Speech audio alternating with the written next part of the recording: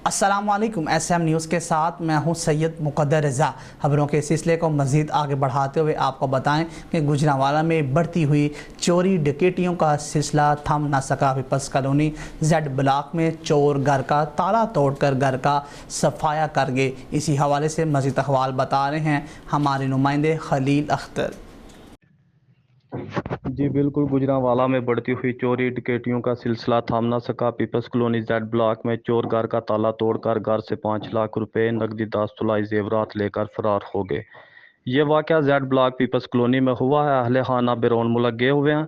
नामालूम मुलजमान घर के अंदर दाखिल होकर ताले तोड़कर सेफ अलमारी में से नकदी 5 लाख रुपए और तुलाई जेवर 10 तोले चोरी करके ले गए।